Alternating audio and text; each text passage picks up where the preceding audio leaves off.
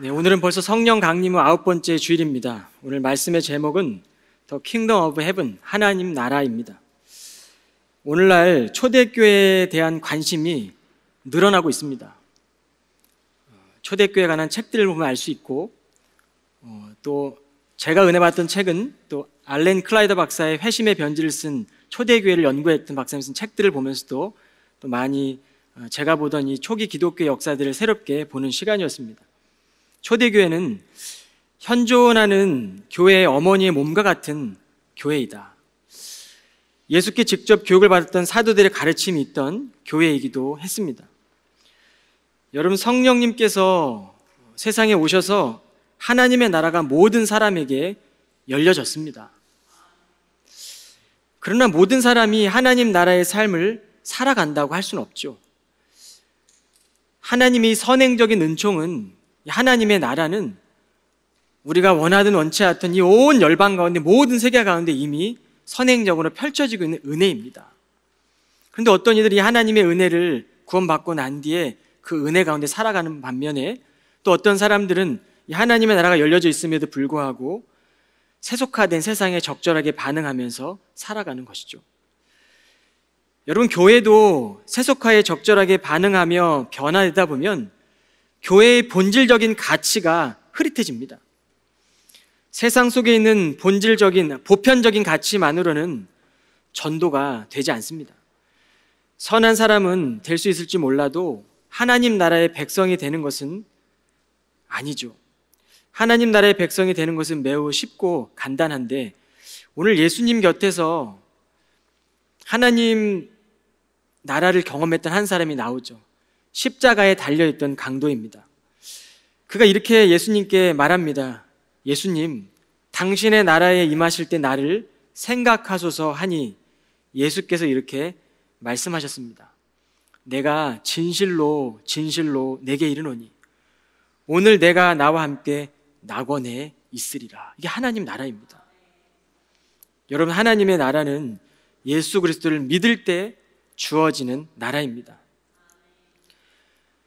여러분, 잘 아시는 선교사일 수 있을 겁니다. 레슬리 뉴비긴이라는 이 선교사는 교회를 정의하는데 예수님께서 성령의 능력으로 하나님과 인간 사이를 화해시키는 것을 지속하도록 부름받았다. 이것이 교회라고 정의합니다. 이 레슬리는 인도에서 1936년부터 1974년까지 선교사로 사역을 합니다. 그는 영국 출신의 선교사였는데 40년 가까운 사역을 마치고 본국에 돌아왔을 때 영국 사회의 복음에 대한 차가운 멸시에 충격을 받게 됩니다. 하루는 인도에서 온 사람을 전도하려는 그에게 그들의 종교를 존중하고 그들에게 회심시키려 하지 말라는 경고성 전화를 받게 됩니다. 그를 더욱더 놀라게 한 것은 그에게 이런 전화를 한 사람이 이민자가 아니라 영국인이었다는 사실입니다. 기독교 나라였던 영국이 그가 인도에서 40년 동안 선교 활동을 하는 사이에 다원주의 사회가 되었던 것을 절감한 것입니다. 그래서 레슬리는 영국 사람들에게 다시 복음을 설명해 줘야 될 필요성을 느꼈고, 그래서 쓴 책이 바로 다원주의 사회에서의 복음이란 여러분이 보고 계시는 책입니다. 세상의 교회는 참 많아졌습니다. 다양한 교회들이 존재하죠. 수많은 종파, 또 수많은 교단의 교회들이 지금도 이 세상에 있습니다. 그러나 건강한 교회는 어떤 교회일까요? N.T. 라이트는 교회는 세상에 예수 그리스도가 주님이시라는 것을 알리는 사명으로 부름을 받은 것 때문에 존재한다라고 말했습니다. 여러분, 우리는 이 탈기독교 사회에서 교회가 무엇인지 이 톰 라이트처럼 고민해 보아야 합니다. 예수님께서는 아버지께서 나를 보내신 것 같이 나도 너희를 보내노라 라고 말씀하셨습니다. 여러분, 우리는 하나님 나라의 모델입니다. 모델은 걷는 것 하나도 다르죠. 모델은 그 옷을 입고 걷기 위해서 많은 시간 훈련받습니다. 한 걸음 한 걸음 걷기 위한, 그 무대에 서기 위한 수많은 시간들과 인내와 수고가 있는 것이죠. 여러분, 우리는 이 하나님의 나라의 모델로 살아가며 세상과 동화되어질 때 본질적 가치가 사라지게 됩니다. 그래서 교회의 사명은 세상에 보냄받는 사명자들을 훈련시키는 것입니다. 하나님은 그리스도를 통해서 우리를 구원해 주심으로 복되게 해주셨습니다. 우리 안에 복이 있는 것이죠. 유대 민족에게만이 아니라 하나님은 모든 민족이 하나님이심을, 하나님 되심을 드러내신 것입니다. 여러분, 오늘 본문의 말씀에 보면 바울은 3차 전도 여행 가운데 에베소 지역에 들어가 유대교 회당에서 3개월 동안 하나님 나라에 대해서 강론을 합니다. 그런데 여러분, 바울은 가는 곳마다 유대교 회당 앞으로 먼저 가서 전도를 했습니다. 왜 그랬을까요? 여러분, 바울은 모세 율법을 잘 지켰던 사람입니다. 600여 개가 넘는 이 모세 율법을 하라 하지 말라는 계명들을 자신의 삶을 통해 다 지켰던 사람입니다. 그런데 그가 다메섹 도상에서 주를 만난 후에는 자신의 동족 민족이었던 유대 민족을 향한 갈급함이 있었던 것 같습니다. 가는 곳마다 그는 이방인의 사도로서 복음을 전했지만 유대인들을 향한 고뇌와 탄식이 있었음을 보여줍니다. 유대교 회당 앞으로 먼저 가서 전도를 하지만 그가 경험한 것은 번번이 거절당하고 핍박을 당하게 되는 것이었죠. 어쩌면 전도 여행은 핍박의 여행이었습니다.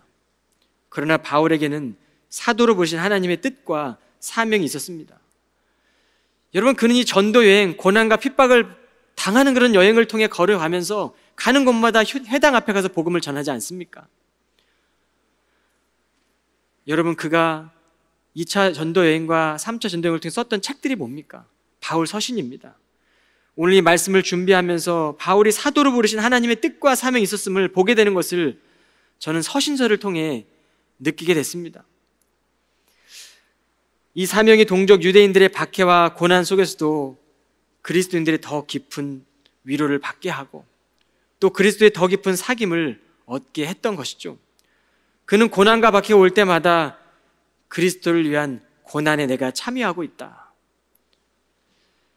여러분, 바울 서신들을 보면 자신을 소개하는 인사말들이 더 깊이 다가오는데 제가 한번 여러분에게 소개해 보겠습니다. 로마서를 쓰면서 1장 1절에 사도로 부르심을 받아 하나님의 복음을 위하여 택정함을 입었으니, 고린도전서 1장 1절에 하나님의 뜻을 따라 그리스도 예수의 사도로 부르심을 받은 나 바울은, 고린도서 1장 1절에 하나님의 뜻으로 말미암아 그리스도 예수의 사도된 바울은, 에베소 1장 1절에 하나님의 뜻으로 말미암아 그리스도 예수의 사도된 바울은, 골로새서 1장 1절에 하나님의 뜻으로 말미암아, 디모데후서 1장 1절에 하나님의 뜻으로 말미암아 그리스도 예수 안에 있는 생명의 약속대로 그리스도 예수의 사도된 바울은, 여러분, 이 편지를 쓰던 사도 바울은 고난의 여정, 선교의 여정 가운데 자신의 사명과 뜻이 있기 때문에 그는 걸었던 것이죠. 그리고 편지를 썼던 것입니다.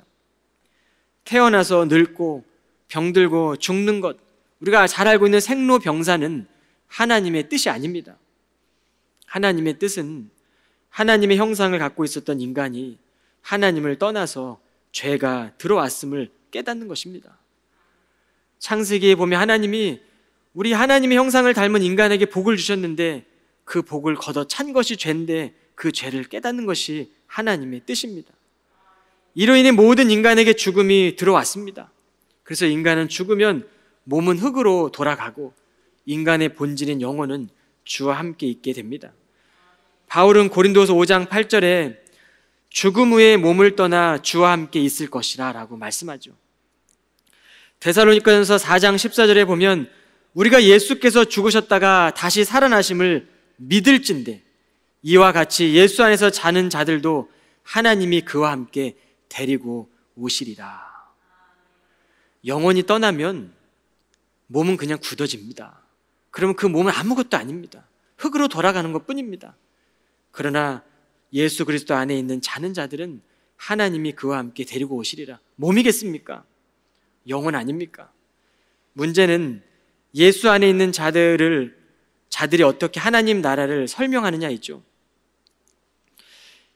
여러분, 만일 여러분이 살면서 한 번도 앞을 본 적이 없는 시각 장애인에게 색이 무엇인지를 설명해야 한다면 여러분 어떻게 세계의 개념을 설명할 수 있겠습니까? 여러분 어떤 전도의 옷을 입어야 되겠습니까? 저와 여러분의 주어진 상황도 다르지 않습니까? 여러분 각자가 처해져 있는 상황들도 다 다릅니다. 그러나 우리가 처해진 이 상황 가운데 우리가 하나님의 나라를 본 자들이 어떻게 이 하나님의 나라를 설명해 내느냐입니다. 이것을 우리는 고민해야 합니다. 구원은 종착역이 아니라 구원 이후의 삶은 세상 끝날까지 하나님의 나라를 바라보며 하나님 나라의 모델이 되는 것입니다. 여러분 이 자리에 나와 있는 많은 사람들 또 모든 자들은 선행적 은혜를 다 경험하고 칭의를 받고 구원을 받았을 겁니다. 근데 이제 우리는 이 구원을 받은 존재로 하나님 나라의 삶을 어떻게 살아내느냐이죠. 구원 이후의 삶을 우리가 어떻게 살아내느냐입니다. 하나님 나라의 모델로 어떻게 살아가야 될 것이냐를 우리가 생각해 보아야 됩니다. 여러분 바울은 3개월 동안 하나님 나라를 강론하는데 호소력 있는 설교를 합니다. 매일 말씀을 들으면서도 몇몇 사람들은 마음이 완고해서 믿으려 하지 않았습니다. 그리고 복음의 길을 거역하는 말만 합니다. 그러나 바울은 호소력 있는 설교를 했다라고 말씀합니다. 오늘 이 호소력 있는 설교를 개역 개정으로 보면 강론하며 권면하다라고 번역했습니다. 이 권면하다라는 단어의 헬라어 성경의 뜻을 보면 페이돈인데 이 페이돈은 인내와 수고의 노력이 필요하다라는 뜻을 담고 있습니다. 즉 하나님 나라를 전하는 자리에 서는 이들은 언제나 인내와 수고의 노력이 수반되어야 합니다. 바울은 에베소 지역에서 3개월 하나님 나라를 전하다가 이 회당을 떠나서 이제는 두란노 서원, 오늘 이 쉬운 말 성경에는 두란노 학당을 세우고 거기서 날마다 강론하고 가르치는데 무려 2년 동안 계속합니다. 여러분 2년 동안 매일매일 사도 바울의 말씀을 매일 들었던 사람들이 어떻게 됐겠습니까? 성경은 변화되었다고 기록합니다. 우리가 하나님 말씀을 한 번 듣고 변화되지 않는다고 해서 여러분 포기하시면 안 됩니다. 하나님 말씀을 지속적으로 들으십시오. 여러분 새벽마다 하나님 말씀으로 하루를 시작하다 보면 우리의 삶의 습관이 바뀌지 않습니까? 삶의 습관이 바뀌면 우리의 삶의 태도가 달라지고 삶의 태도가 달라지면 우리가 살아가면서 바라보는 지향점이 달라지는 것입니다. 바울에게 하나님 나라를 2년간 배웠던 사람들에게 어떤 일이 일어납니까? 아시아 지방에 사는 유대인들과 이방인이었던 헬라인 모두가 주님의 말씀을 듣게 됩니다. 하나님의 계시로 기록된 말씀을 배우던 유대인과 헬라인들이 이제는 하나님을 경험하고 하나님 말씀을 믿게 된 것이라고 오늘 성경은 소개합니다. 이 말은 인생의 주도권을 하나님께 내어놓았다는 것이죠. 우리가 인생을 살면서 인생의 주도권을 쥐고 있는 한 하나님의 나라는 경험하지 못하게 됩니다. 하나님의 나라는 내가 독점하는 나라가 아니기 때문입니다. 성령도 내가 독점할 수 없고 하나님의 나라도 우리가 독점할 수 없습니다. 하나님 나라는 선택받은 유대 민족에게만 있던 것이 아니라 오늘 모든 민족에게 증거되어지는 나라이기 때문이죠. 여러분 인생의 주도권을 하나님께 맡겨드리십시오. 하나님의 나라가 여러분의 마음에 임할 것입니다. 하나님의 나라는 우리 가운데 거하는 나라입니다.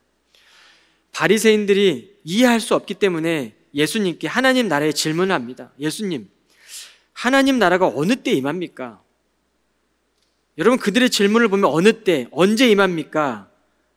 하나님 나라가 언제 임하냐라고 질문하죠. 그런 예수님의 답변은 하나님의 나라는 볼 수 있게 임하는 것이 아니고 여기 있다 저기 있다고도 못하리니 하나님 나라는 너희 안에 있느니라 라고 대답하십니다. 여러분 너희 안에가 중요하죠. 너희 안에 있느니라. 하나님 나라가 너희 안에 있다라고 성경은 말씀합니다. 예수님의 말씀입니다. 여러분 헬라어 성경으로 아내라는 엔토스라는 단어는 두 가지 의미가 있는데 첫째는 아내라는 뜻인데 두 번째는 가운데라는 뜻입니다. 건강한 공동체는 너와 나 사이, 이 우리들 안에 하나님 나라가 임하는 것입니다.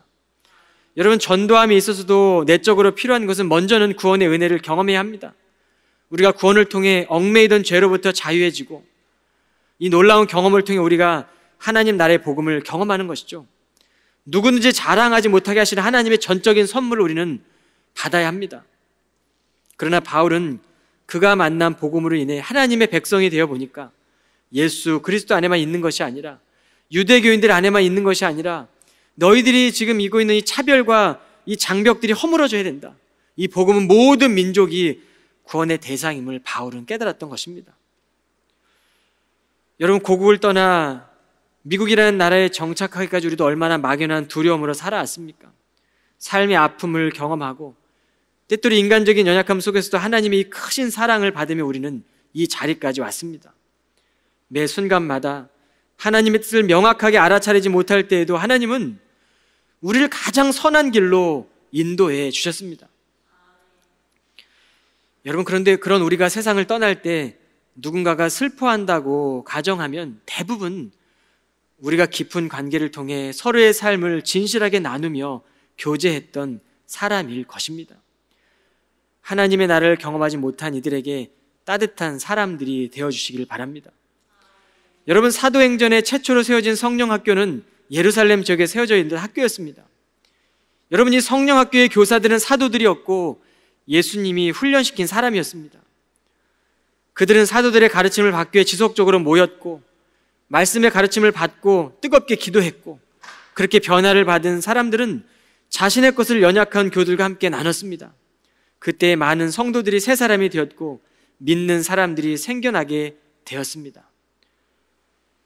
여러분, 우리도 바쁜 현실 속에서 살아가지만 서로가 시간을 내어 말씀을 지속적으로 나누며 교제하십시오. 서로의 삶을 나누며 교제할 때 우리는 그리스도 안에 참 가족이 되는 것입니다. 여러분, 믿음의 지체들이 함께 모인 모임 가운데 임하는 것이 바로 하나님의 나라이죠. 현실의 두 발을 딛고 살아가고 있지만 분주하게 살아간다고 이것을 놓쳐서는 안 됩니다. 아직 보지 못한 이들에게 색을 본다는 것이 무엇인지 그 색을 설명하고 가르치기 위해서라도 우리는 우리의 삶을 따뜻하게 공유해야 합니다.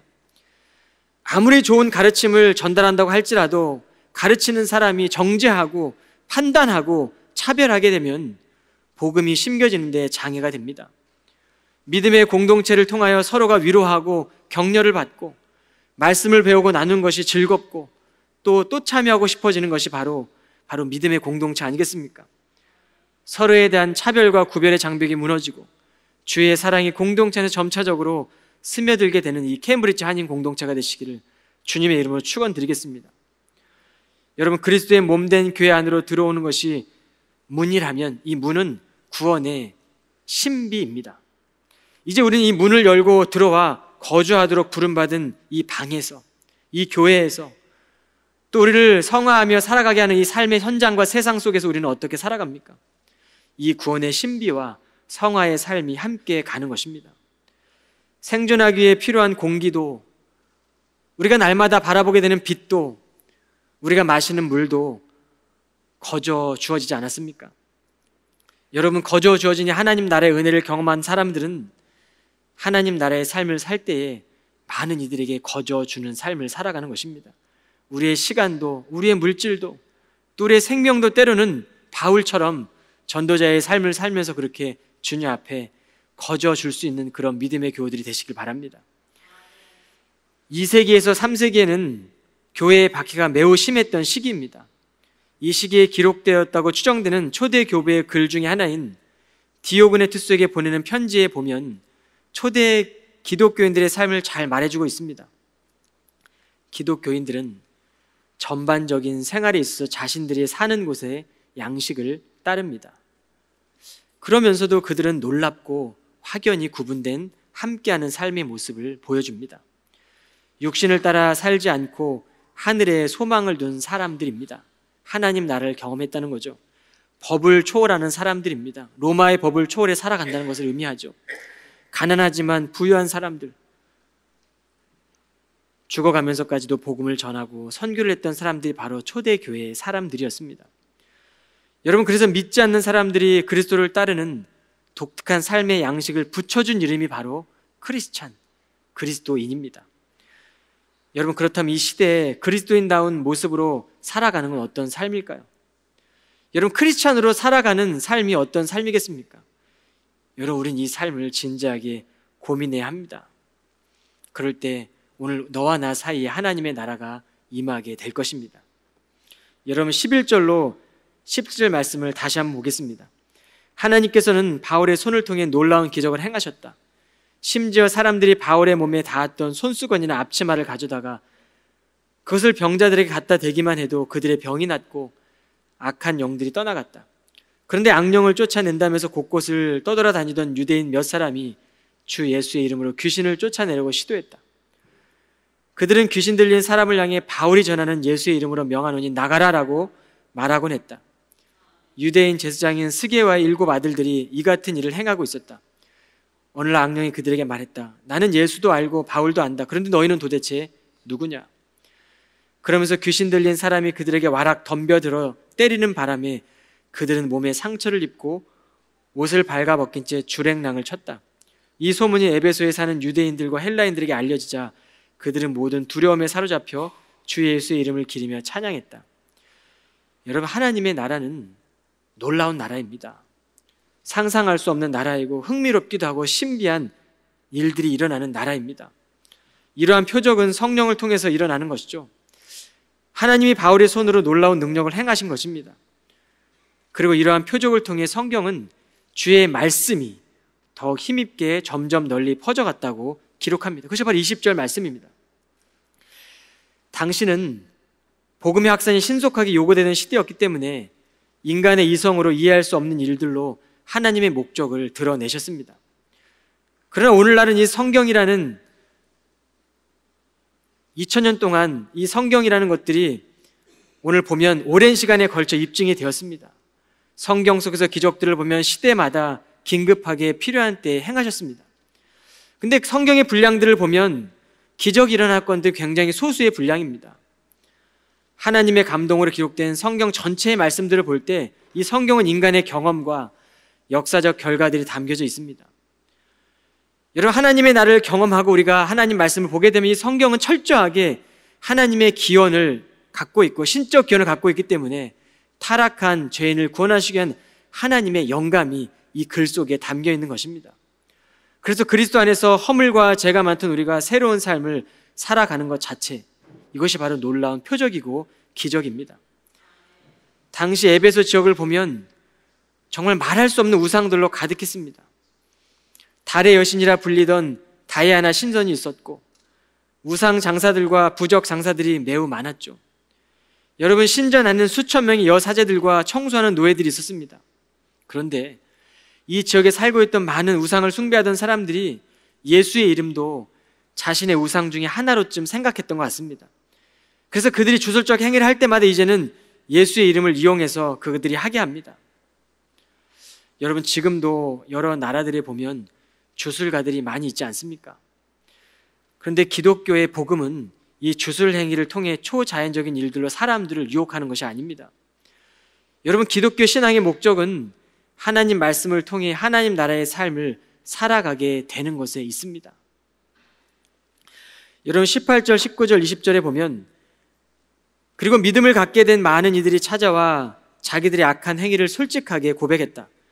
또 마술을 행하던 사람들은 자기들의 두루마리 책을 모두 가지고 와서 여러 사람이 보는 앞에서 불살랐다. 그 불살른 책값을 계산해 보니 5만 드라크마에 달했다. 이렇게 해서 주의 말씀이 더욱 힘있게 점점 널리 퍼져나갔다. 표적이 일어났던 것들의 목적지가 어디입니까? 주의 말씀입니다. 여러분, 성경 전체를 통해 하나님께서 말씀하시는 것은 하나님의 나라를 통해 이 하나님 말씀이 이 세상 가운데 이루어지는 것이죠. 여러분이 에베소 지역에 하나님 말씀이 이루어지고 있는 것입니다. 여러분, 하나님 말씀이 이루어지기 전에 하나님 나라를 경험했던 주술자들은 자신들이 마술을 행하던 그 책을 모아가지고 와서 모든 사람 앞에서 불살하게 됩니다. 그런데 그 불살랐던 책값이 은 5만이나 되었다고 성경은 기록합니다. 여러분, 이 은은 이 그리스의 드라크마, 은하를 가리키고 있습니다. 당시 한 드라크마는 노동자 하루 평균의 품삯이었습니다. 다시 말하면 은 5만은 5만일을 열심히 수고하고 인내해서 벌었던 품삯에 해당되는 엄청난 액수입니다. 대략 한 사람이 약 150년 동안 일을 해야 얻을 수 있는 양이라고 합니다. 이 엄청난 금액의 액수가 되는 이 책들을 모아 가지고 와서 모든 것들을 불사르게 됩니다. 엄청난 역사이죠. 당시 어쩌면 에베소 지역에 있던 그 많은 마술적인 주문의 책들, 기록된 주술자들이 있던 책들이 다 불태워진 것이죠. 기록한 책이 얼마나 많이 존재했으면 알 수가 있습니다. 여러분, 사람들이 이 양의 책을 불살랐다는 것은 하나님 말씀을 통해 그들 안에 구원이 임했다는 겁니다. 회개의 결단을 통해 이 놀라운 역사가 일어날 때 일어났던 일들은 악한 일을 버렸고 주의 말씀이 힘있게 널리 퍼져 나갔다는 것입니다. 여러분, 에베소 지역 가운데 하나님 나라가 임한 것이죠.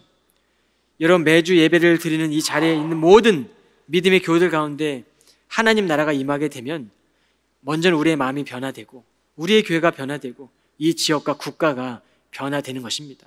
이런 그 변화의 일들 가운데 이 캠브리지 한인교회가 놀랍게 쓰임받게 되시기를 주의 이름으로 축원합니다. 이것은 우리의 힘으로 할 수 있는 것이 아닙니다. 우리의 자격으로도 할 수 없습니다. 오직 하나님의 뜻과 이 사도된 부르심을 향해 하나님 나를 향해 나아가는 자들을 통해 하나님이 드러내신 일들입니다. 내 뜻과 내 의지대로 하는 자들에겐 절대 드러나지 않습니다. 나는 죽고 예수 그리스도의 뜻만이 증거되는 모습으로 살아내는 그 믿음의 교우들을 통해, 그런 교회들을 통해 하나님은 사용하십니다. 여러분, 저는 우리의 교회가 건강한 교회가 되길 원합니다. 하나님의 뜻이 이루어지고 우리가 다 우리의 모든 것들이 내려놓고 하나님의 뜻대로 이루어지는 그런 행복하고 건강한 교회가 되길 주의 이름으로 축원드립니다. 매주 예배의 자리에서는 우리의 마음 안에 예수 그리스도의 이름이 얼마나 소중합니까? 우리를 구원하신 그리스도의 이름이 얼마나 우리 가운데 소중하게 고백되어집니까? 이 예수님의 이름 안에 내 안에 있는 욕구를 이루기 위한 이름이 아니죠. 치열한 경쟁 현장에 있으면서 예수 그리스도의 이름은 경쟁이 아닌 격려자로 위로하고 세우시는 이름입니다. 여러분, 예수의 이름은 우리가 고상한 사람이 되는 것도 아닙니다. 예수의 이름은 우리의 삶 가운데 환난이 올 때에 환난이 와도 너는 강하다, 너는 담대하다라고 우리에게 힘을 주시는 이름입니다. 자격이 없다고 느껴질 때에도 예수의 이름은 끝까지 우리를 붙들어 주시는 하나님의 사랑입니다. 주님은 우리에게 그 이름을 허락하신 것이죠. 여러분, 그 주님의 이름은 우리가 궁핍한 삶을 살고 있을지라도 내가 너의 궁핍을 안다, 그러나 너는 내게 부유한 자란다, 너는 내게 존귀한 자녀라고 불러주시는 바로 이름이 그리스도의 이름입니다. 이 그리스도의 이름, 이 하나님의 나라는 결코 무너지지 않는 나라입니다. 바울도 다메섹 도상에서 예수 그리스도를 믿는 자들을 핍박하고 해치러 가는 그 도상 위에서 주님은 그 바울을 불러주셨습니다. 그 이름을 바울아 바울아 불러주시고 나는 내가 핍박하는 예수다라고 만나주시고 난 후에 그의 이름이, 그의 복음이 모든 사람들의 기쁜 소식을 알았기 때문에 바울은 그렇게 1차, 2차, 3차 로마로까지 가는 전도 여행을 통해 자신의 뜻이 오직 주님의 뜻을 이루는 삶으로 살아냈던 것이죠. 그렇게 바울이 살아간 것입니다. 여러분, 오늘날 현대의 교회는 예수의 이름을 상투적으로 외우는 것에 익숙해져 있을지 모릅니다. 그러나 주님 우리의 마음을 보고 계십니다. 하나님 앞에 우리의 마음은 숨길 수가 없습니다. 주의 말씀이 마음 안에 거하면 우리의 마음이 변화되고 우리의 교회와 국가가 변화되는 능력이 임하는 것입니다. 죄 없이 사신 분이 예수 그리스도 아닙니까?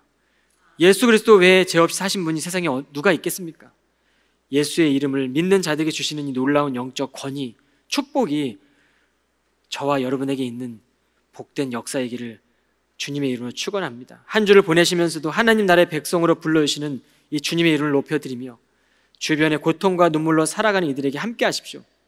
주님께서 여러분과 함께해 주실 것입니다. 시간 다 같이 기도하겠습니다. 거룩하신 하나님, 하나님 말씀을 마음에 품고 주님의 뜻을 기다리며 그 하나님의 뜻이 우리를 통해, 우리의 교회를 통해 이루어지기를 간절히 기도합니다. 하나님 말씀에 순종하는 사람이 되기를 결단합니다. 순종할 때 하나님 우리의 삶을 통해 주님의 뜻이 이루어지고 이 땅에 하나님 말씀을 전하는 것들을 통하여 복을 나누는 삶이 펼쳐지게 하여 주옵소서. 우리의 삶을 통해 하나님 말씀의 씨가 심겨져 싸우니 성령의 바람을 타고 복음의 씨가 널리 퍼져가게 하옵소서. 캠브리지 한인교회의 성도들을 통하여 널리 하나님 말씀이 퍼져나갈 수 있는 교회가 되게 하여 주옵소서. 예수 그리스도 이름으로 간절히 기도하옵나이다. 아멘.